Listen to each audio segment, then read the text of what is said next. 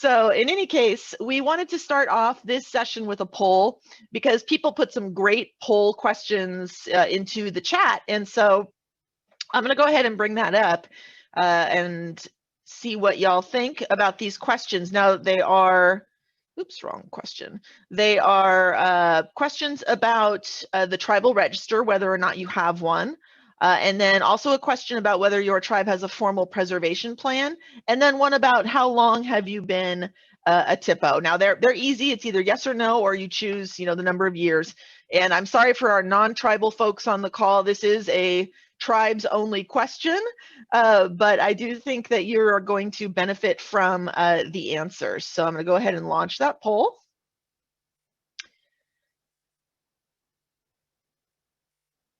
Now, unfortunately, if you're a co-host, you can't answer the questions. But if you want to put it in the chat, you can also do that too.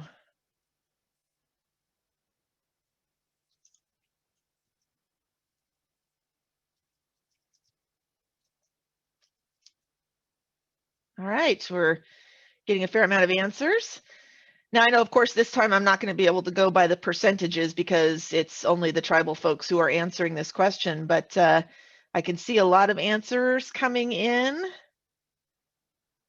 And I'm glad to see that we actually have a fair amount of new THPOs, and so that's actually really great because what we're hoping to do as part of our new, spirit of unity and networking is potentially provide some mentors.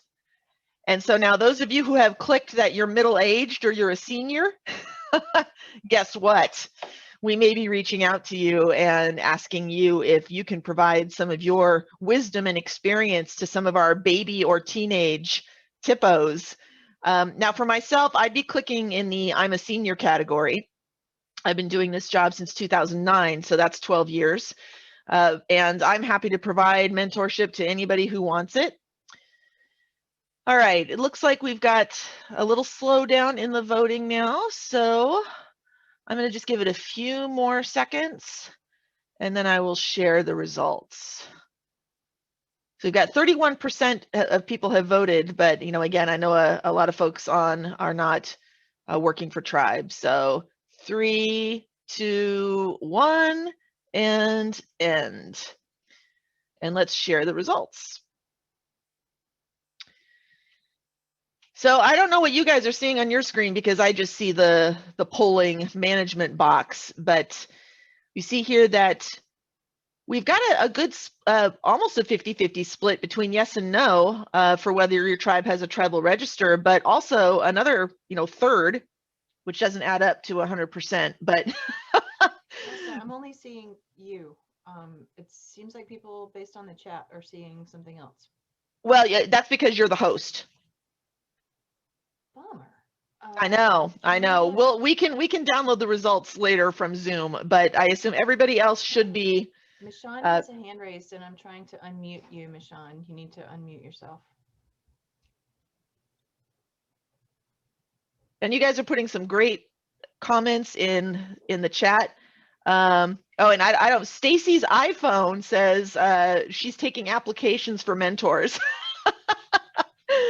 So that's great. And Vernelda says you couldn't vote. I may have shut the poll before you got a chance to vote, or sometimes you have to, depending on what format of Zoom you're using, you have to click on a start poll. So it's not a perfect system, but it looks like we have more teenage THPOs than anything else. So 35% of our respondents have been THPOs for 2 to 5 years. And we have 7% who are elders, 16 years or more as THPOs. So if you want to tell us who you are, those folks who have been around for 16 plus years, go ahead and put that in the chat as well. And Andy is asking how many people voted. Oh gosh, you're going to make me do math here because now I have to add this all up. 65, like 80 people. So that's pretty good. But yeah, and as Linda notes, 2/3 of these responses, tribes either don't have a formal plan or they're working on a formal plan. I would have been in that last category, actually, even though I've been a THPO for 12 years. We don't have a formal preservation plan, but we are working on it. And that was the answer with the most responses, 35 people who responded that no, they don't have one, but they're working on it. So, I mean, this is really great information. So thank you to those of you who suggested these questions. And this will really help us to be able to determine what some of the needs are. So that's really great. And I'm going to stop sharing that. And now I want to introduce our panelists for this next session.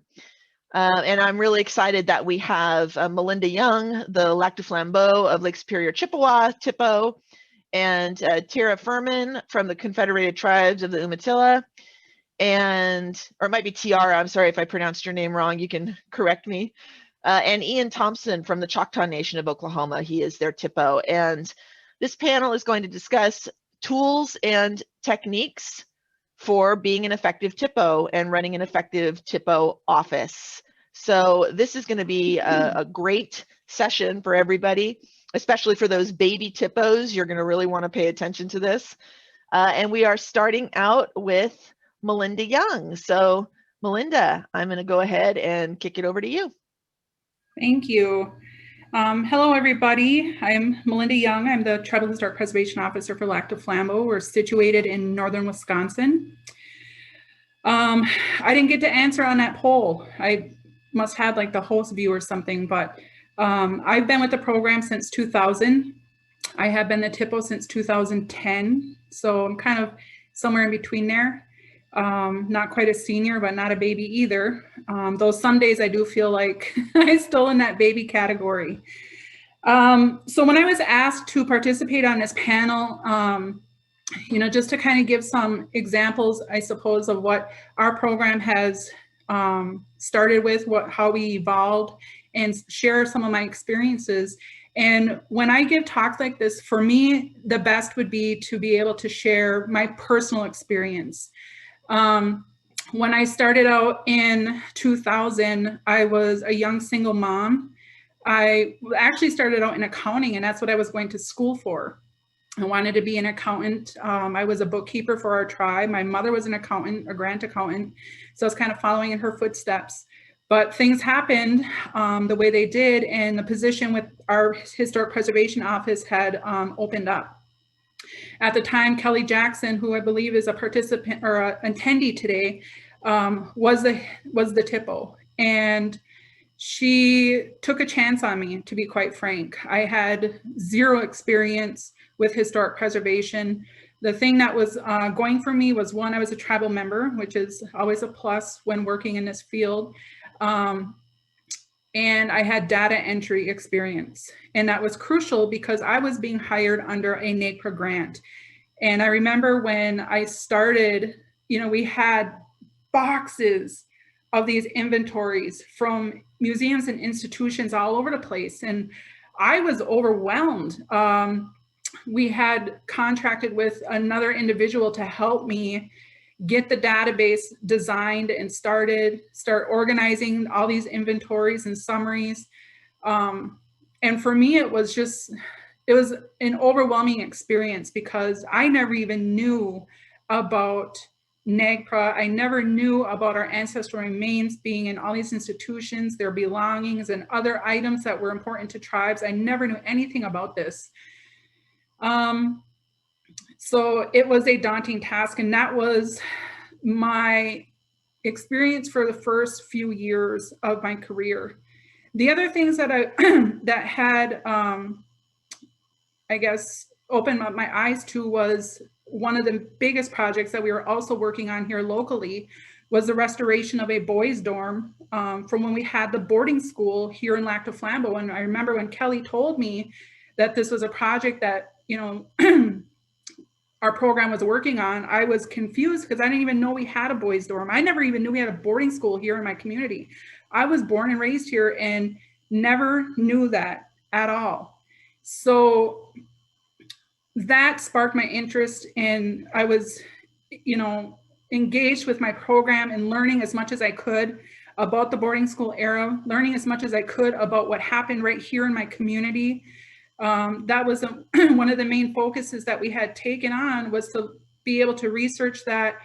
We had an on-staff archaeologist at the time. We were going down to Chicago to copy archives and get research, and we were working on this massive national register under nomination, and then like all these different things were happening at the same time.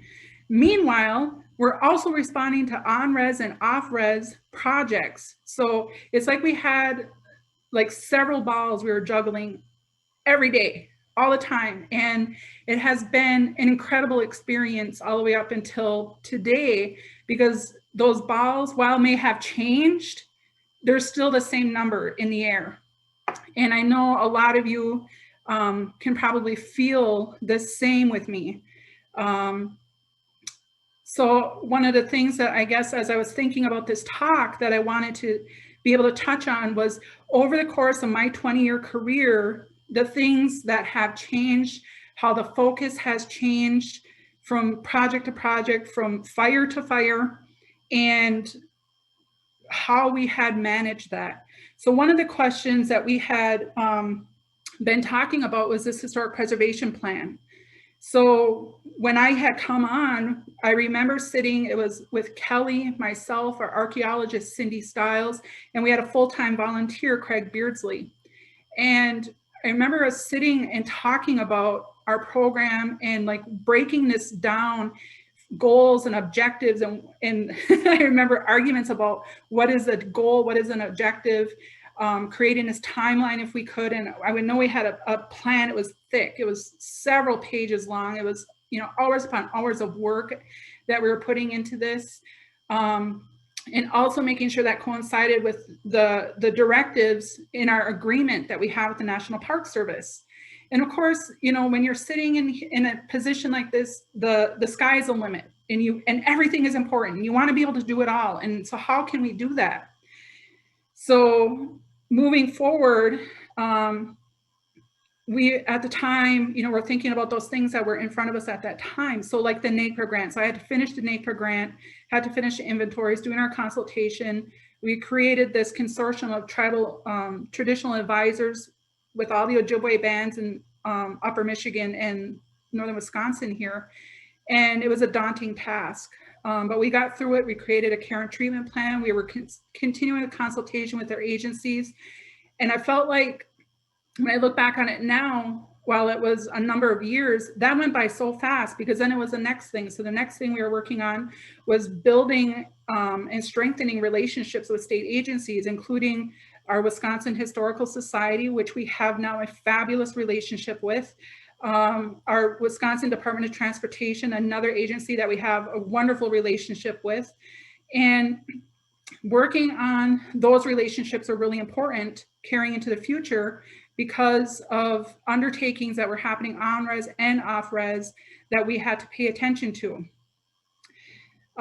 For most of my career, those two agencies had played an integral part in the experience that I have today. Other things that have come up over the course of my career was a protection of mounds. I remember having to be in discussions about that. And it wasn't until actually just very recently, you know, our law has changed. The Wisconsin State Burial Sites Preservation Law has changed, and to be able to be a part of that work and be able to share that. And I actually sit on our Wisconsin Burial Sites Preservation Board now, and have done so, I think, for like 5 years, maybe. It's been some time, maybe 6, sorry. Like I said, the time flies. Then some other things that I have seen over the course of my career that again would pop up would be like the mining issue for us. So it's like, okay, now we got to pay attention to mines. And then that work is going on. Then all of a sudden it's a pipeline issue. And it's like, oh my gosh, okay, now we got to jump over here to this one. And then it's the FCC stuff was going on, which that to me was an incredible time because while it seems to be controversial now, we're not receiving the fees and the revenue from the work that we were doing. It was a time for my program, at least, to be able to sit back, breathe a little bit, and actually be able to dream about what we can do more with our program without having to chase grants, which is something that we have always done, is chasing grants, taking on another project. I remember when Kelly was still here, because I was helping with the fiscal management of these grants, and she was so good at writing these grants and getting these contracts. I'm just like, you need to stop. It was a lot for me to manage fiscally, but then to be able to carry out each of those activities while still responding to on-res and off-reservation projects. So then today, the things that are on my plate continue to be right now the mining and the pipeline activities, and still being engaged with those projects while still trying to respond to on-res and off-res projects. I'm fortunate, I have some staff. My archaeologist recently retired, but one of the things that she wanted to point out to me before she had retired was, while our 5-year plan technically expired in 2005, we kind of kept rolling that over, because a lot of the activities that were laid out in that plan, we continue to do, and we continue to do them on an annual basis. Some of the stuff like NAGPRA kind of has, I don't want to say gone to the wayside, but we are not a tribe that actively repatriates, but we are still engaged when NAGPRA matters come up, and that is an area that I think there can be some improvement. There is NAGPRA funding available, but it's very project specific. So unless you are in a consultation with the institution, museum, or what have you, those grants are not made available. But I just was on a phone call with UW Oshkosh here the other day, and starting the process of consultation with them for some ancestral remains that they became aware of that are not in compliance with NAGPRA. They kind of just found them after this professor had retired. So where's the funding for that? Unless I have tribal dollars, which fortunately I do, technically that's where that has to come from. So that's a bit of an issue that I see could use some improvement, is having some funding to deal with the sporadic NAGPRA related responsibilities. And anyhow, so back to this 5-year plan that my now retired archaeologist had pointed out, is we have managed here in 2020, when she had retired, that we have managed to successfully accomplish 98% of that plan. Finally, it took us that long. And it sounds like, okay, that was, maybe we overextended ourselves or what have you, but I guess my point is pointing out that when we're chasing grants, when we have to put out fires, you have your tribal chairman or president or chief calling you in saying, okay, now we need to pull you over here. You need to go address this issue. We have some traditional advisors who are concerned about this site over in this location that we were never even made aware of. And it's like, okay, so then you got to go and put out that fire and deal with that. Or they want you to come over here and give talks to this group of teachers that are coming in. So just being able to be flexible and be able to accommodate, I guess, what your leadership is asking of you, what your community is asking of you, and try to stay engaged in that. And I guess opportunities like this to be able to talk and share my personal experience helps me, because while I've been in my program for 20 years and been at THPO for 10, I'm still learning. My mentor left in 2010, and while I still have a relationship with her, thank God, it still would be nice to be able to have some of that guidance from others. And maybe it's a baby THPO. I saw a comment here saying, I want a mentor, I'm a baby THPO. I, who have been in this program for 20 years, could probably learn something from you. You may have a skill set or an idea that would help me do my job better. And those are things that I've been working on. So now that we got through most of our plan, I'm thinking about a new plan and some of the challenges that I face with trying to develop a new plan. And the challenge that I actually face however, has to do with my internal bureaucracy here. So if I were to say, put into my NPS grant that I'm going to hire somebody to help me conduct a community survey and do a plan, I have to put that out for bid, even though I know at least one tribal member who would be able to do that job. They'd have to competitively bid for that.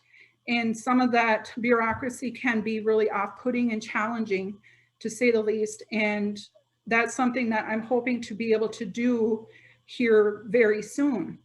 The other thing that I'd like to do is revise my code, because over the years and all the challenges and projects that we have worked on, I can see the holes in the code that we have.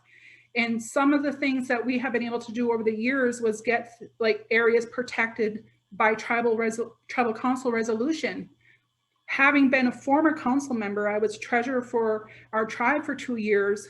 I know resolutions can be rescinded at any minute. So being able to codify some of that protection would be really important and something that I want to pursue. Another area that I want to work on more is digitizing. So we still use paper topographic maps to show what areas have been surveyed, where our sites are. We rely heavily on that. And as of, this 2020, the pandemic, and all of us working from home, I still needed my staff to come in because our stuff is still paper. And that was something that, we are still kind of working through, because there's the mistrust of different platforms that are available. Do we want this stuff on a system that we can access remotely? Understand and learn from other programs, how you're able to work through that. And finally, some project management, which has been something that my predecessor, Kelly, had always been trying to work on, and visit other programs. And how are you managing your projects? How are you managing all this information that comes in? And how are you tracking that? How are you tracking when you send a notification and when you're finally getting back the information that you need, and, kind of a ping to let you know, hey, you're still waiting on an ARC report, or hey, you haven't received a response back from this. And I guess as I move on in my career, kind of thinking about what the next steps for me are going to be. Am I going to stay in historic preservation? Am I going to stay here with my tribe? I mean, I do have a dream. It would be awesome to be able to visit THPOs across the country and kind of do an assessment even, and how that might be helpful for organizations like NAPO, or developing some kind of a regional context for our programs, so we can have this easier way to network and learn from and mentor from, or be a mentor to another program. And I guess that's kind of where I will end my talk today, because I still myself have a lot of questions. And while I've been in this program for a very long time, I'd like to hear from others and see what you all are doing with your programs, and how I can help you, and then how you can help me. And that's really it, I guess. Thank you, Melinda. You are amazing. I have to say that, just listening to you talk about your struggles and how far you've come, and still needing that mentorship. Oh my gosh. I am right there. With you. It was almost bringing tears to my eyes. So. And I just want to point out, when I was told I had 15 minutes, I'm like, do you know who I am? Just put this in 15 minutes was a daunting task. Yes, I am the same. Well, I don't need to tell you guys that I like to talk. But I do want to mention too that Melinda has just been the most incredible resource and support, and somebody that we've turned to in times of crisis. She was the interim NAPO director, in between Bambi and Valerie, and has just done so much. I mean, flown to DC, on her own dime, and, spent time out there, and, and in the midst of it all has, just saw her son graduating from college, and you know what, I'm going to put this out there, Melinda, just because I'm so proud of you and so envious, paid off her student loans. Yes. I mean, you are an inspiration, and we are so lucky to have you. So thank you, Melinda. Thank you. All right, and now I want to call on Teara Farrow Ferman, and let me go ahead and add you to the spotlight. And please correct me if I mispronounced your name, but we're really excited to have you, and take it away. Oh no, I think you're muted.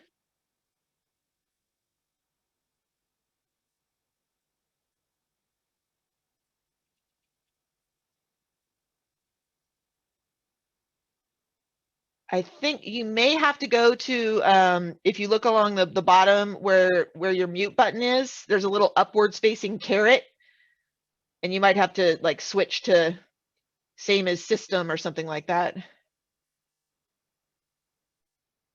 Oh, okay, so she messaged have Ian go and she will figure it out. So yeah, that's a good idea. So Ian, we're gonna, hopefully you're not caught off guard. Ian, we're gonna go ahead and go for you. So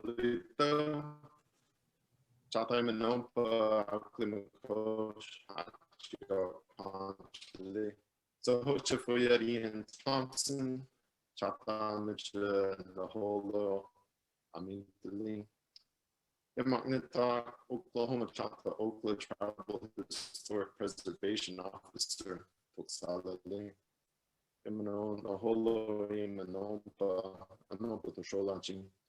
Hello everyone, I greet you in the beautiful Choctaw language. My name's Ian, I was the Tribal Historic Preservation Officer for the Choctaw Nation of Oklahoma. I'm honored to, oh, can you guys work a little bit better? I'm honored to get to speak about what we do at Choctaw Nation. I've served in the department, the Historic Preservation Department, for about 12 years. And I was asked to talk about our preservation plan initially, and I'm going to use our preservation plan as a way to introduce what our Tribal Historic Preservation Department does. I'm seeing some message about connectivity. Can you guys see and hear me? We can see and hear you, but I would recommend that you turn off your video for now, and so that at least we can hear you. Okay. I've got a presentation. Can I email it to you? Yeah, if you want to email it to Valerie, let's assume that is it in PowerPoint this time and not in Keynote? It is in Keynote, but I can save it real quick. Oh, all of us Mac people. Hey, can you guys hear me now? This is Teara. Yes. Okay. Well, and actually, shoot, now that we can hear you, I mean, just because, I mean, it's fun doing this kind of, circus juggling act, but you were meant to go first anyway. So why don't we do that while Ian sends his presentation? Because now we can hear you. So I'm going to spotlight you, Teara. Okay. It still says for me to share the screen that the host disabled participant screen sharing. Okay, so Val needs to make you a co-host, but I'm going to spotlight you. There you are. Okay. All right. Can everybody see my screen now? Yes, ma'am.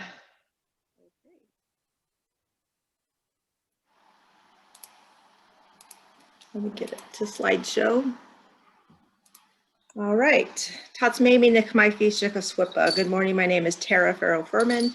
I'm the Cultural Resources Protection Program Manager for the Confederated Tribes of the Umatilla Indian Reservation's Cultural Resources Program. Just to give you a brief overview of presentation goals today, I want to increase your understanding of who the Confederated Tribes of the Umatilla Indian Reservation are, our lands, traditional place names, our treaty, and our first foods. I'll bring attention to our first foods management approach and mission, and provide an overview of the Cultural Resources Protection Program and our Tribal Historic Preservation Office. And lastly, give an overview of the Historic Preservation Code with a specific emphasis on our tribal register. So just to give you a little background of who the Confederated Tribes of the Umatilla Indian Reservation are, we are a confederation of 3 tribes. We signed our treaty with the United States government on June 9 of 1855. That confederation is the Waiilatpu, or the Cayuse people, the Umatilla Shlum, or Umatilla people, the Walulapum, or Walla Walla people. We ceded 6.4 million acres of land to the United States government in northeastern Oregon and southeastern Washington. The map on your left depicts that 6.4 million acres. The middle area is our reservation boundary. You can see that it is contiguous. However, that eastern boundary is a straight line, straight diagonal line, and we are doing research because we and our ancestors, when they were brought onto the reservation, disputed that eastern boundary reservation line. Within that 6.4 million acres that we ceded, we retained reserved treaty rights to hunt, fish, gather, and graze, and also water rights. And I'll get into that more in the presentation. When our reservation was surveyed in 1859, we had approximately 154,000 acres. However, due to the Dow's Allotment Act, our reservation size was diminished to about 158,000 acres. We do have an active land restoration program that is purchasing land back on the reservation, and we do own some land off of the reservation. Our tribal government was formed in 1949 by constitution and bylaws. We have a 9-member elected board of trustees. And before that, we had a chieftainship way of conducting business. Our current tribal membership is 3,146 members. I mentioned that we do own lands off of the reservation, the Wanakit Wildlife Refuge, outside of Hermiston, Oregon, the Rainwater Wildlife Refuge outside of Dayton, Washington. And then we were gift-deeded land from the Frenchtown Historical Society just east of Walla Walla, Washington. And so these are lands that we have in tribal trust. Traditionally, our people traveled throughout the region. And so this map is to depict that traditional use of travel that we had, and we traveled to lands with allied tribes to gather resources and for trade and networking. The map was developed based upon oral history information, ethnographic and historical data. The darker brown area is more concentrated use, higher use area for our people. The feathered out areas are less density of use. We are currently updating this map because it is over 10 years old now. We have gathered a lot of new information since then. This map is to depict our traditional place names, our historic properties of religious and cultural significance, our tribal trails. And so you can see that there's a lot of information on this, and we have all of this GIS layers. And so we use this when we're doing cultural resource reviews for different projects with various entities.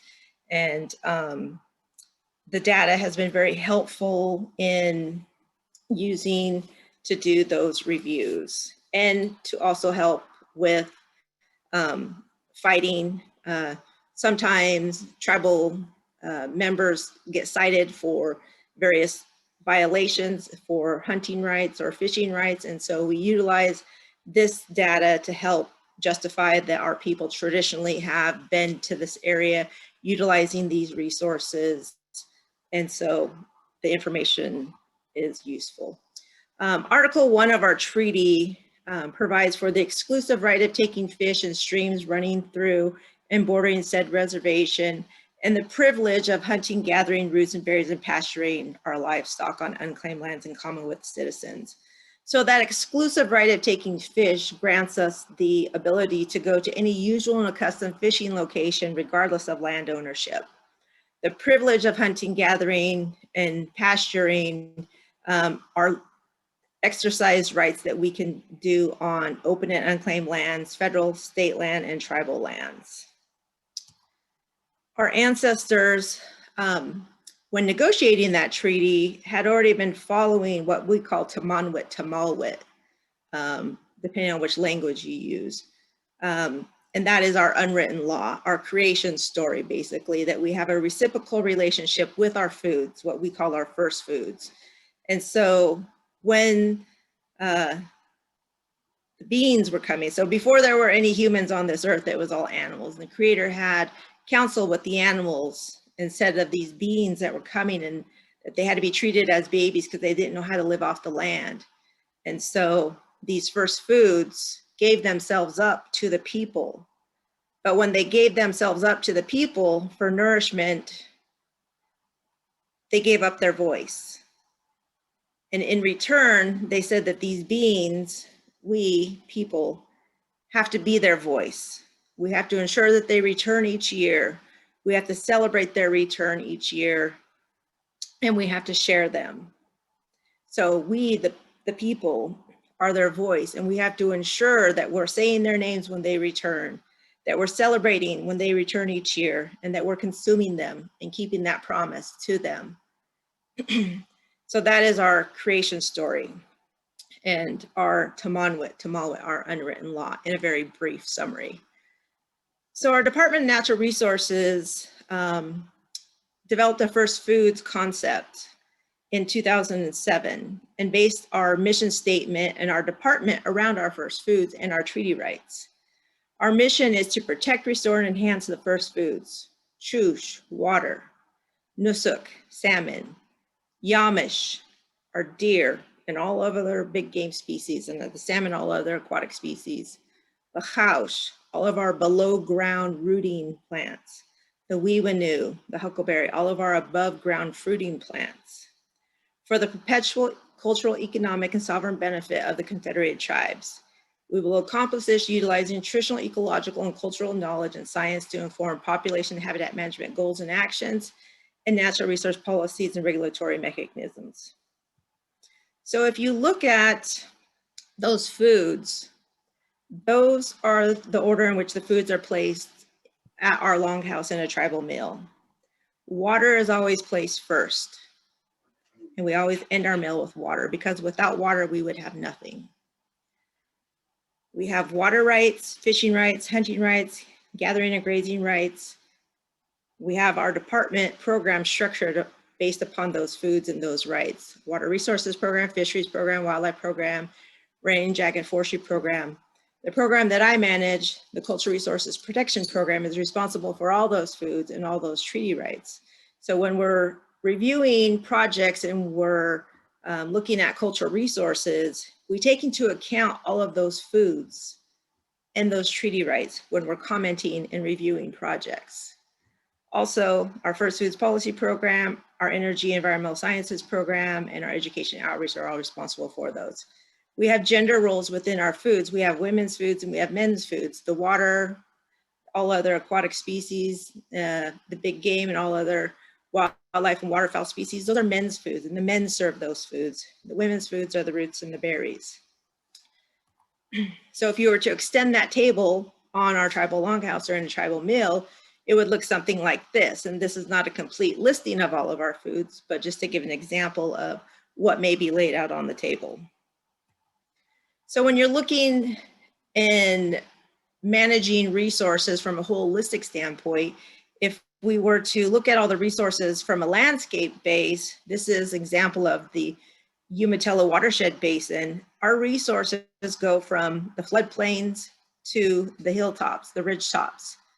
Our people traveled to these areas, they camped at these areas, they gathered these food at the areas, they procured these food at the areas, they left remnants of them at these areas, those artifacts, those sacred sites that they visited and held ceremony at.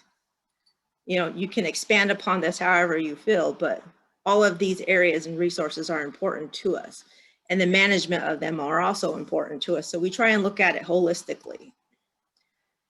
The Cultural Resources Protection Program's mission statement is to promote the protection, preservation, perpetuation of the Confederated tribes' culturally significant places and resources for the benefit of current and future generations. Just to give you a brief history of the program, we were created in 1987 to actively work with federal agencies on archaeological decision-making processes on tribal lands and lands ceded to the United States government in our treaty. We took the initiative approach to educate ourselves on cultural resource laws so that then we could educate federal, state, and local agencies on cultural resource laws, executive orders, our tribal concerns, and ensuring that they were complying with the law, because they weren't and they didn't know the law. So we had to become experts of those laws. Our approach changed the archaeological community within our area from one in which there was no involvement of the tribe in the management of cultural resources to one that is required now. Incorporating traditional cultural knowledge on how cultural resources were managed in the past by our ancestors into archaeological methods has given the archaeological community in our area an insight to the fact that tribes have always managed our resources, whether they be archaeological sites, sacred sites, traditional use areas, fishing areas, hunting areas, anything. We were one of the first 12 tribes to become a THPO, so we are in the elder category. In 1996, we assumed that role. Under our agreement, we gained the final say on the effects of cultural resources on tribal lands in Oregon and Washington, because our ceded lands do cover Washington as well, and we do have tribal lands in Washington. Carrie Miller, who is in the audience, is our current THPO officer. In 2006, we adopted a historic preservation code. This is our organizational structure of our program. We have an assistant manager, we have education outreach specialists, we have archaeologists, we have archaeological field staff, we have a cultural anthropologist, NAGPRA staff, and then we have archaeologists. Carrie is a senior archaeologist and our THPO, so she holds 2 positions within the tribe. She has to switch off hats, so when there are on-reservation projects, she provides that regulatory role as the THPO. She consults with me as the CRPP manager on actions and decisions that will happen on reservation. The Cultural Resources Protection Program staff conduct all of the archaeological work. We review our methodologies with Carrie. However, Carrie does not do any of the work. The program staff do. We submit our report of findings to Carrie.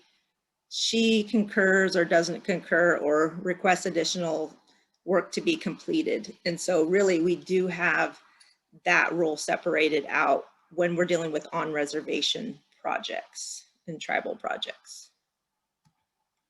Services that we provide, archaeological, cultural resource inventory surveys, shovel test probing, monitoring, evaluations, ground penetrating radar. We've newly engaged in metal detection investigations, damage assessments, anthropological, traditional use studies, file and literature search, NAGPRA inventories. We do other types of trainings and presentations as requested. We received about 12% of our funding from the tribe. We are a contract-oriented program in which we have to bring in over 80% of our operating budget to operate our program. So we have anywhere from 80 to 120 contracts a year that we have with various federal, state, local, and private and tribes. And so getting into our historic preservation code, I put the website link where you can have access to that. Specifically want to call out chapter 4, which is our tribal historic preservation office and our tribal register, our criteria, and our cultural resource clearance processes. So our tribal register maintains a record of documented cultural resources, historic properties, district sites, building structures, objects significant in history, architecture, archaeology, cultural traditions, and religion of the tribe. Any person can propose a cultural resources to be included in the tribal register by submitting a request to the THPO. The cultural resources are documented on tribal lands. The THPO will add resources to the register. And then, of course, information contained within the register is confidential and is at the discretion of the THPO to disclose that information. Our criteria, we've adopted the nation's criteria A through D.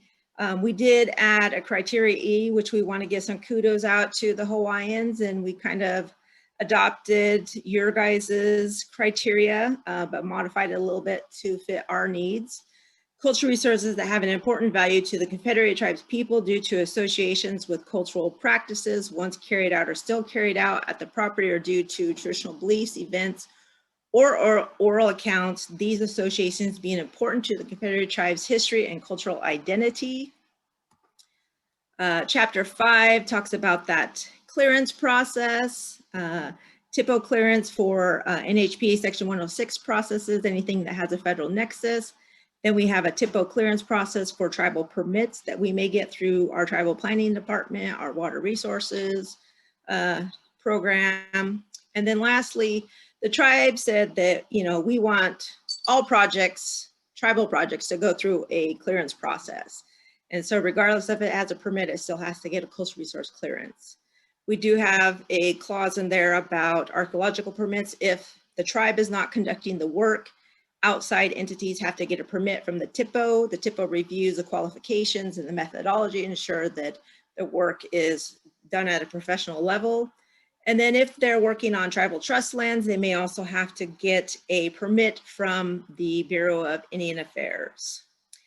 Chapter 6 talks about inadvertent discoveries, 7 prohibited acts, and then chapter 8 is enforcement.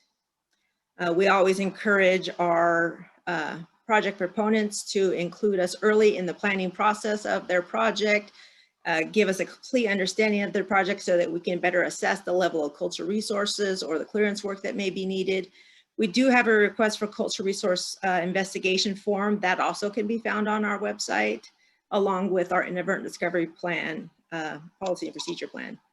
And then lastly, we do have a large number of contracts and our workload gets quite large. So we do ask that people include their timeframes so that we can ensure that we're meeting those timeframes as well. And I know we're gonna have questions and answers at the end. I talked really fast, so thank you.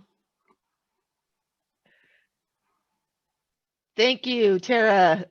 And holy cow, I am just amazed at the number of people that you are the manager for. And, you know, I heard, you know, you were saying Carrie is your THPO, and I thought, oh, okay, so, you know, he's the one in charge. Like, no, you're the one in charge. Or she, was it she?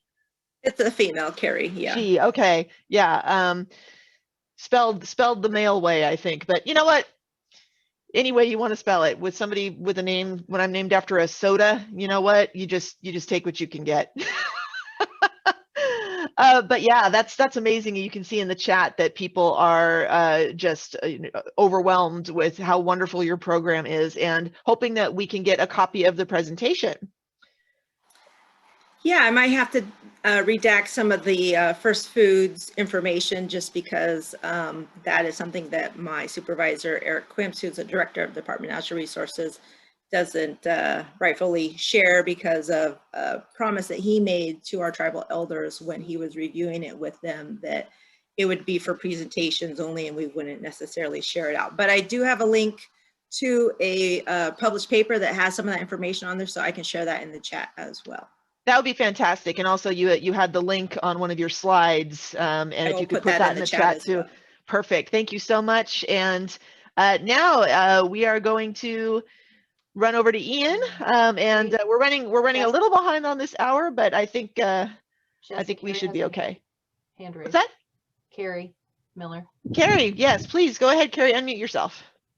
Oh, good morning. This is Carrie. I was just going to add, there was a question in the chat box about linking the first foods to documents. And so we were fortunate a few years ago to create a geodatabase, which has all of our sites, but also our traditional use reports. So some of those areas that you saw highlighted, like in purple, you could click on there, and then we'd have the traditional use report that we have done with our elders linked to that. Some of the other first foods places will only have like the georeference data.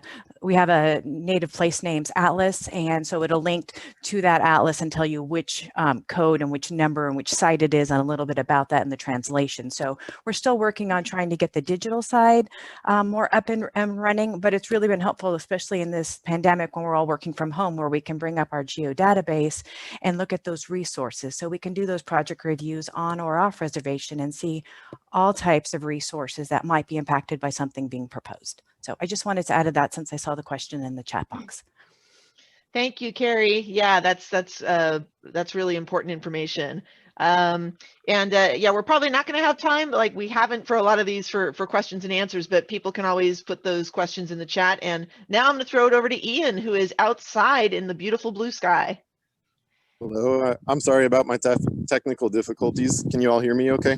Yes, Yes. we can. Much better, actually. I've got your presentation, Ian, and I wanted to tell you that we're not going to cut you off. After this session, we've got a 30-minute break, so take the time you need, and everyone please type questions in the chat box as we go. Yeah, I'll try to be succinct. I'm not sure how much you heard before. My name's Ian Thompson. I'm Choctaw and Euro-American. I serve as the Tribal Historic Preservation Officer for the Choctaw Nation. I've been within the Historic Preservation Department since before I got out of school. I've been in it for more than 12 years. When I was initially asked to present for THPO, I'm honored to present with programs that have so much exciting stuff going on. But I was asked to present it in terms of our preservation plan.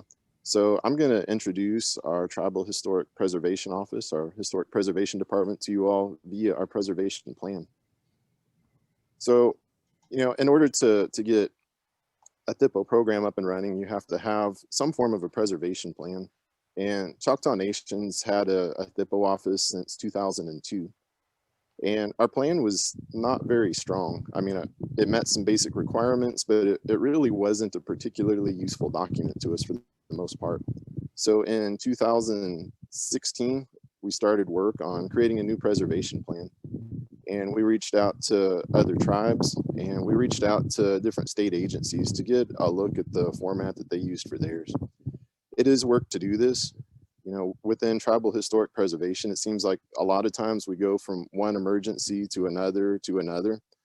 But I found that if you can even schedule a little bit of free time each week to work on proactive things like this, ultimately it cuts down the craziness over the long term. It gives you a stable foundation. It makes it so that you don't have to repeat work constantly for different projects. So while it took a lot of time for our staff to put this document together, ultimately it was a really good time investment. It saved us time. Next slide, please. Choctaw Nation is located in southeastern Oklahoma. Through the McGirt ruling, our lands are now a reservation. Well, they always were, but now they're recognized as a reservation. Approximately 10.5 counties. We have about 200,000 tribal members. A little less than half live in the Choctaw Nation. The rest live other places. We have, for example, about 40,000 tribal members that live in the state of California as a result of various reasons. The tribal entity is organized into 3 different parts. We've got health, we've got commerce, and we've got government. Obviously, THPO is within the government side. Our Historic Preservation Department is a part of Cultural Services. Within Choctaw Nation, the THPO is a senior director level position. So the THPO manages the Historic Preservation Department, 2 historic sites and museums, and also the Growing Hope Initiative, which works to revitalize our heritage seeds and our indigenous foods. The Historic Preservation Department itself is what our preservation plan is geared for. Next slide, please. When we set out to do a new preservation plan, a robust one, of course, we looked at the format that other entities had for theirs. But even more importantly, we approached our community and asked them what they felt were the most important things regarding Choctaw history and culture that our office could do for them.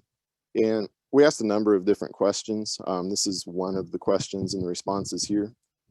We took our questions to tribal folks at different community centers around Choctaw Nation, through the tribal newspaper, online. We set up a table and talked to folks at the Trail of Tears commemorative walk. So through all of that, we got different responses that helped us to target what our department does and to formulate specific goals and tie them to the different programs within our department. So here you can see the responses for one of these questions that our community had. The lines that are in blue are things that are within the purview of the Historic Preservation Department. Things that are green are actually outside our purview, but it all ties together. So we collaborate with other departments and programs within Choctaw Nation. Next slide. This is how we've organized our preservation plan. It starts out with a statement of sovereignty in Choctaw Nation's vision statement. The tribe has 9 stones that represent traditional core teachings and values that we implement in what we do through the government. It lays out those various things. The next section of the document lays out the assumption of the Tribal Historic Preservation Office by the Choctaw Nation of Oklahoma. As a part of that, in NHPA section 101, there are subparts that talk about the different roles that the THPO may assume from the SHPO. So this part of the document lays out the language within each of those subparts of the law, and then it explains how our office meets those requirements, how we're covering those duties for our tribe. The next part of the document lays out, previous slide, thank you. The next part of our document lays out the full community outreach, all the different questions and how the community has contributed to guiding our department. The next section, we created specific goals for the Historic Preservation Department that tie into the needs that the community identified. And we've been evaluating those over the past 4 years. We also have a section that lays out Choctaw traditional perspectives when it comes to historic preservation. So not just the law per se, but cultural perspectives, you know, things like from our perspective, it's not polite to talk about repatriations and burials over a meal, things like that. That's all put together there. Then we have the different programs within the Historic Preservation Department laid out, and we've got the policies and procedures for each one and how that all ties into the whole of the preservation plan, the ultimate goal. Then we have general office policies. You know, our department does things a little bit, we have a role that's a little bit different than the other sections of the tribal government. So sometimes unique things come up for us. So those are all laid out there. The biggest part of the document lays out the historic context for the Choctaw people. You know, this combines oral history, language, archaeology, ethnohistory, every relevant source of information to put together a robust history of our community. And that sets the context, which helps us to make decisions about whether or not specific cultural resources may be eligible for the National Register. This document also contains all of the forms that our departments use. So overall, the preservation plan is useful because it's a place where you can put everything that your department needs in one spot. It's a place where you can put together your thoughts and practices so that you can share those with folks that are not a part of the tribe. And then it's also a useful mechanism, just one more mechanism to connect with the community and make sure that we're aligning what we do with their wishes. Next slide, please.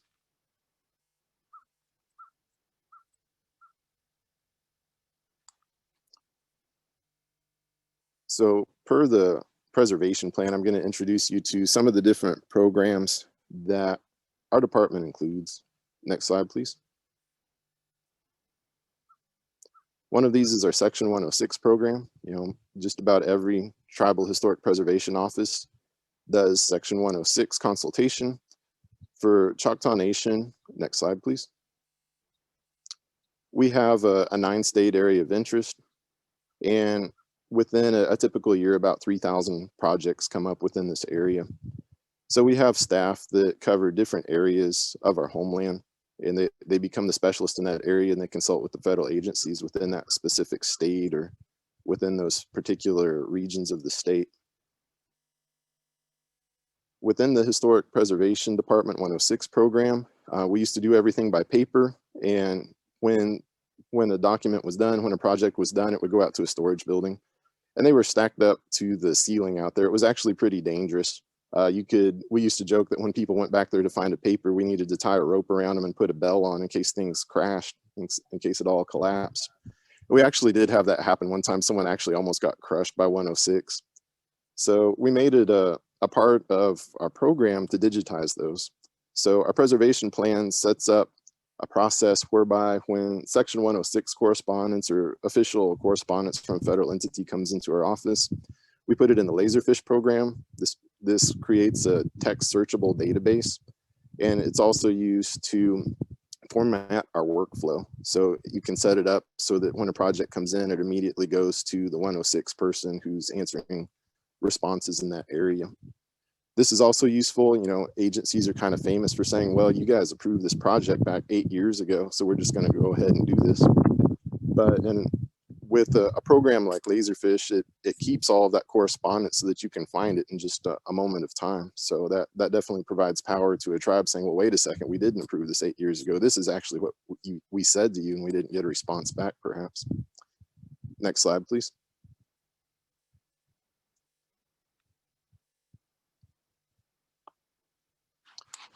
Our archaeology program reviews all Choctaw Nation projects that disturb the ground. The tribe does a lot of projects. These might range from putting in a senior living center to just doing a small water line for individual tribal family. For a long time, we had to work within the bureaucracy of our own tribe to allow us to review these projects. We were steadfast with that, and then they came to see, both from us and from federal entities, that it was actually necessary to review these projects for cultural resources. Our chief and upper leadership were always in support of that, but certain program heads had other goals at certain times. Sort of this reached a point when maybe 8 years ago, there was a fire that came through part of Choctaw Nation. And as our forestry department was putting through a fire line, they managed to bulldoze through a cemetery, which was pretty horrific. But we learned from that experience. The tribal entities learned from that experience. And we set up a plan whereby, we began to review all Choctaw Nation forestry projects. And then we started reviewing construction projects when something happened there. And now it's to the point where our office does review all Choctaw Nation projects. For projects that disturb less than 20 acres, our archaeology crew goes out and surveys them. For projects larger than that, our archaeology crew helps in selecting an outside contractor. Next slide, please. Our preservation plan lays out our archaeological survey protocol. It meets all state and federal standards, but it also meets cultural standards. There are certain things that we look for. There are certain ways that we treat a site that are different than what's laid out in typical state plans, and that's in here. This also lays out our process and protocols for creating an archaeological survey report. Again, the survey report meets the various state criteria, and sometimes it includes additional information that's specific to our way of thinking. Next slide, please. Our cultural GIS program works to document Choctaw history on the landscape. They do this by creating maps. Sometimes those maps are available to the public. Sometimes they're just for our office or just within a cultural context. They're not shared widely. They also create interactive maps. I was talking earlier about our project with the Forest Service where some graves were disturbed.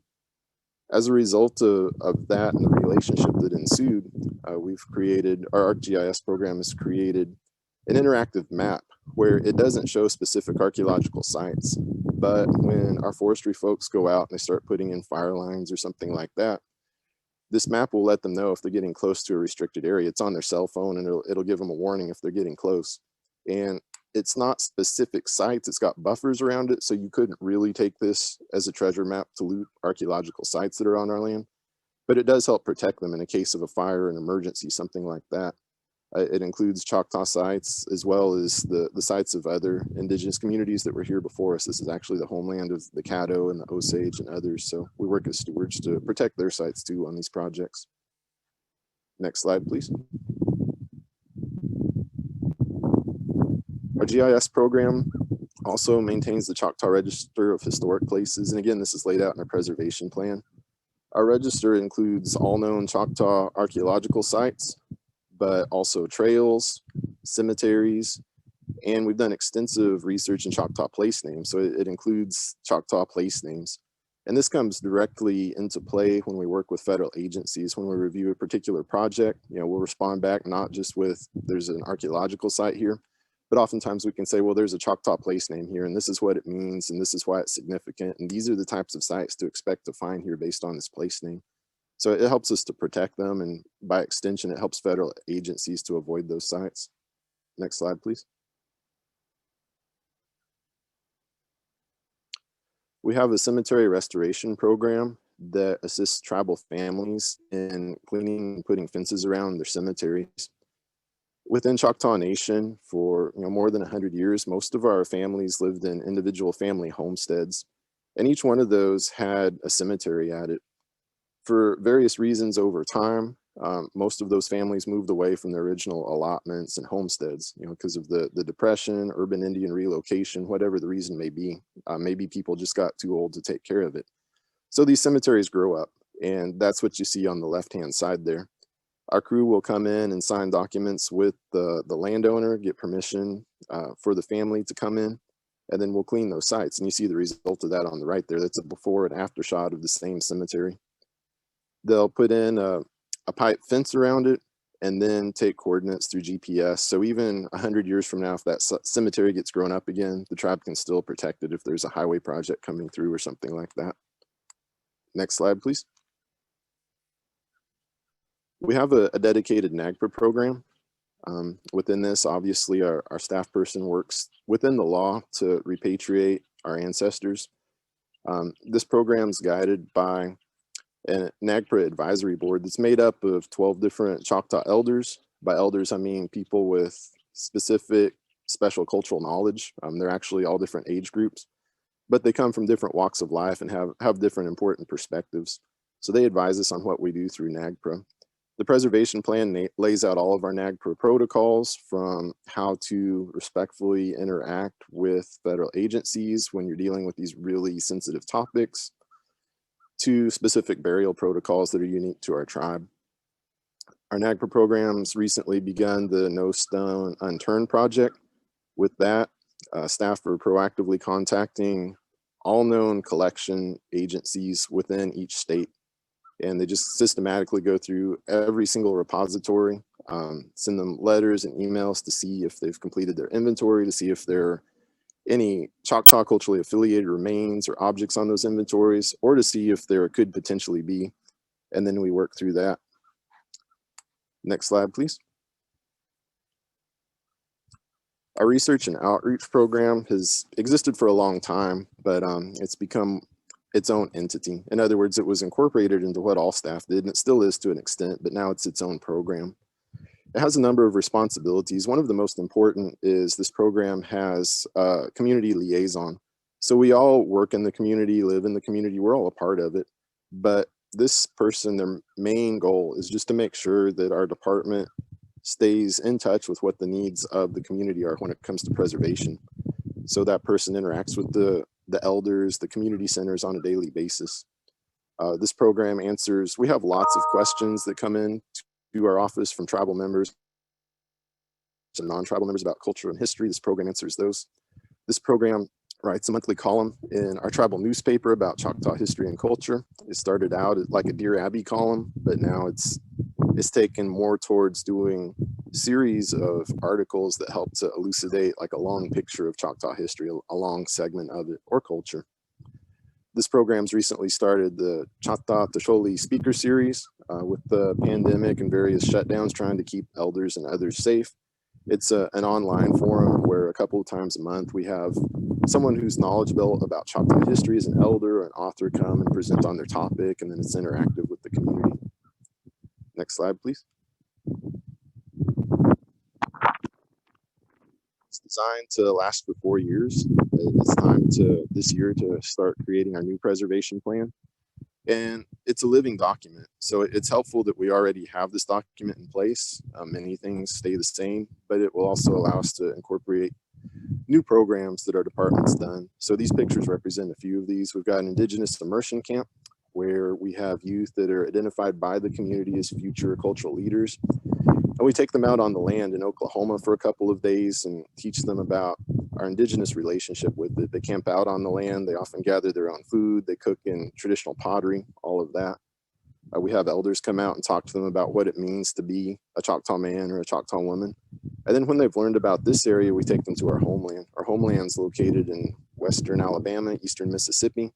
We take them out on the land there through a partnership with the Forest Service to specific landscapes that are being restored to the type of management practices that our ancestors engaged there 200 years ago. So it's not just being in the homeland, but they can see how the homeland actually looked when our ancestors managed the land there and interact with it. For some of these kids, it's the first time they've been outside the Oklahoma, Texas area in their lives.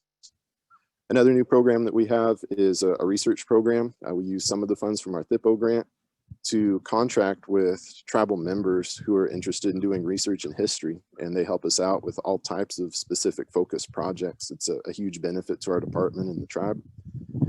We also have an initiative to revitalize Choctaw traditional textiles, which is new. That's what you see in the lower right-hand corner there. That is a skirt that's made out of bison wool and dog bane, completely hand spun and twined by tribal members. And then in the left, that's some of the initiatives we have to revitalize our indigenous food as a key component of culture and health. So our new preservation plan, it'll have to be adapted to incorporate each of these. And I know that time's short and I've probably run over. I will leave it there, but if you have questions, please feel free to contact me here or through the chat.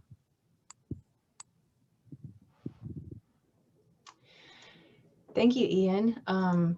Wow, this this was so informative. Thank you, Melinda and Teara and Ian, so much for this overview. I can see that it's something that each of you could talk about for a long time, and that all of us would like to sit and listen to for a very long time, and pick your brains. So putting a pin in this for one of those future sessions for later in the year too, possibly even as a standing thing. I think this is a great fit with the idea of a mentor program, and just doing what we can do to make sure that you guys have the foundational pieces of what you need to do your job. So thank you all for sharing your expertise and your experience and your knowledge and your skills here. This has been amazing to see, and wonderful presentations as well. And everyone did a great job of keeping to the time.